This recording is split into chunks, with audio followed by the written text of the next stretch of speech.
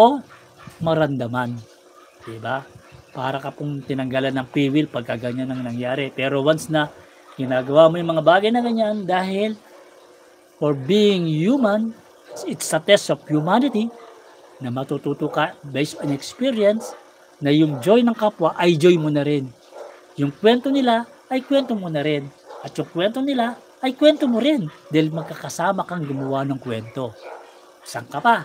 Meron akong kwento, meron akong kwento. Kumbaga, kasama ka sa kwento.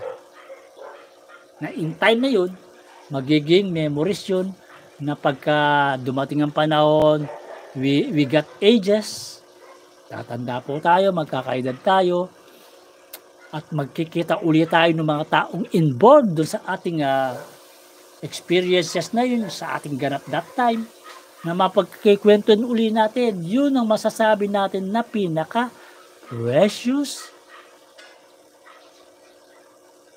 kumbaga unreplaceable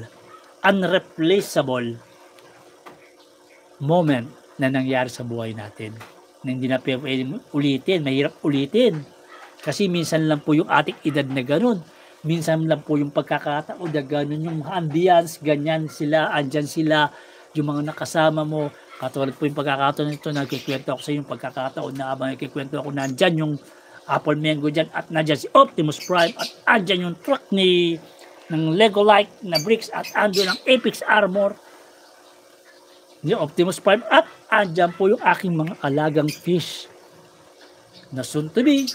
Siyempre, tatanda rin yan. Minsan mawawala yan at magkakaroon ng next generation na fish na like that. Pero yung moment na nagkikwento ko sa iyo na kasama ko sila, yan ang precious moment na na-share ko mo sa inyo. Yun yung ganap ng aking live streaming. Kaya sa mga napapadaan sa ating live streaming, I hope you enjoy it. At so much as I enjoy it, kaya kung nakikita nyo $sign dyan, don't hesitate to click it. Meron po tayong super chat, super stickers, and also membership na pwede po natin gamitin or i-click para po matulungan natin ang channel ni Ethan Robsman. Diba po? Kaya enjoy life, and wag po tayong mapagod nagmuwa ng mga bagay na ganito na nagpapasaya sa atin, na kahit nag-iisa lang tayo rito, na tanging huni, ako yung po'y kapampangan, huni ng ating African lovebirds, at the same time as ang aking companion, na kung nakikita nyo ang aking dalawang si Mingming, si Felicidad at si Mingming, nakasama ko po sila.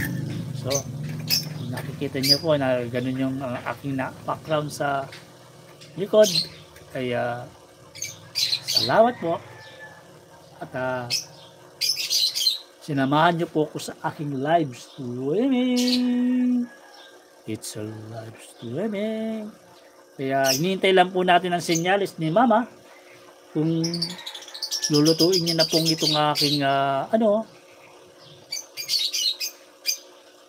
ating malunggay.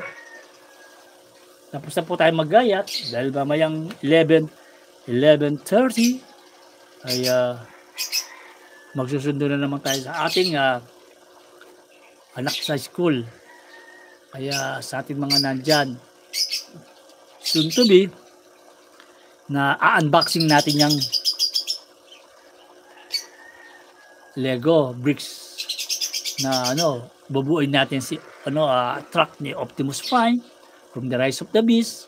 At the same time ay assemble natin yung robot form niya. Gagawin natin robot form.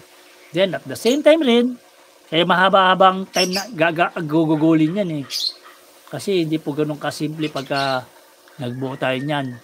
At the same time rin ay yung mismong truck na medyo malaki-laki po yun. Makikita natin yung ito po yun, yung mabubuo natin na yan. Kung makikita nyo po yan